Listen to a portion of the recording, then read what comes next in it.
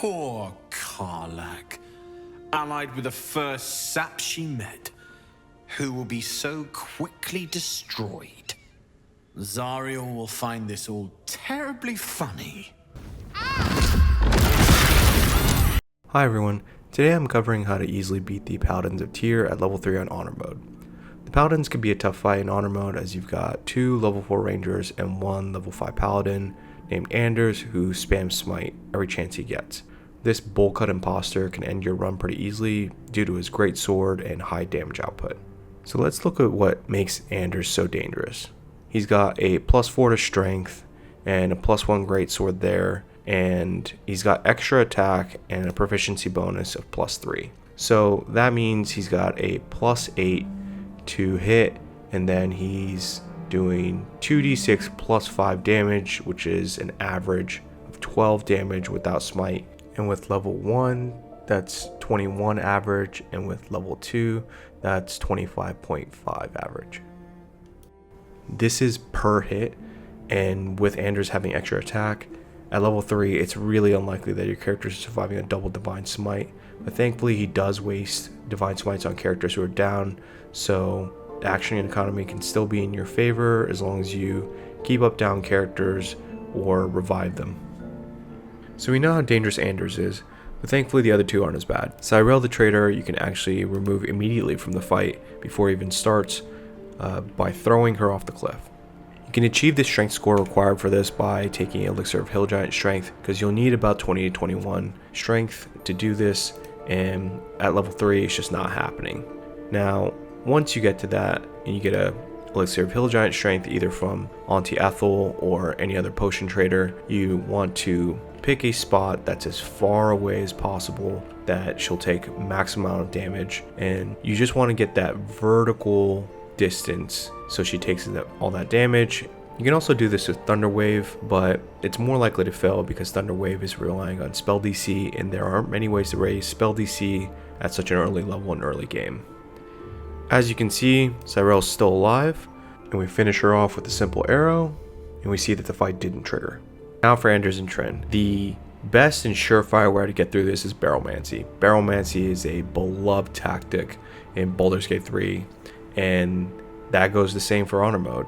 It does feel a little bit cheesy, but it's an incredible way to get rid of a pesky character at such a low level. Anders does have high saves due to his Aura of Protection here that gives +4 bonus on saving throws. However, something like a Smoke Powder Barrel is going to do high damage to him. Smoke Powder Barrels do 4d4 plus 18 damage for an average of 28 force damage, and even if he saves, that would be 14 force damage, which is about a fourth of his health right there.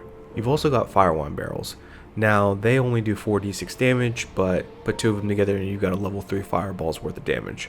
The dex save is low, so it's likely for Anders or high dex character to save in general, but it's a decent amount of damage for a relatively low cost. As shown in the intro of the video, I was lucky and I got a fireball scroll from one of the traders, lit that off, and Anders was immediately decimated from that. If you're not doing Barrelmancy and you're looking for a more traditional way to fight, then I recommend kicking off the fight with Shovel. Shovel is a closet familiar they can obtain from one of the basements of the Blighted Village, and he's a great resource for Honor mode when you want to get a free surprise round. If you've got an assassin rogue, then a wizard with Shovel and a rogue is a perfect pairing, as you can guarantee crits for characters who are surprised. You can also see that I've set up 3 boxes for my Arcane Archer, which is all you need to get a high ground bonus on even ground. So each box is about 10 pounds, so I divide the load between my characters and usually provide to my character who's going to need it right before a fight just to set up. Now when the surprise round ends, Anders will likely start the fight with the Tyr's Protection for a +2 to his AC, and then start spamming Divine Smite. Even if he rolls a nat 20 each attack, the most he can take down is 2 characters per turn due to his extra attack. So as long as you bring those characters up or you revive them, the action economy should still be in your favor. Don't be afraid to bring a wizard to this fight for Magic Missile, which guarantees damage against him even with high AC. Now I'll let the fight play out and you can see how I was able to beat him and Trin.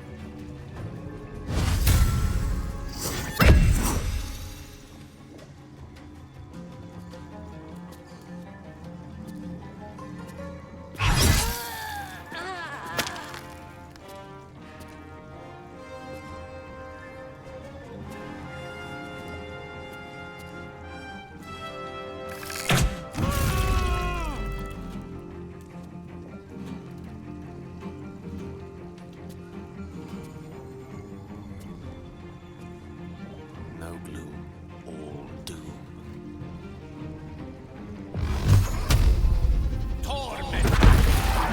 I hope this was helpful, and I'll continue to cover the other difficult fights. Thanks for watching.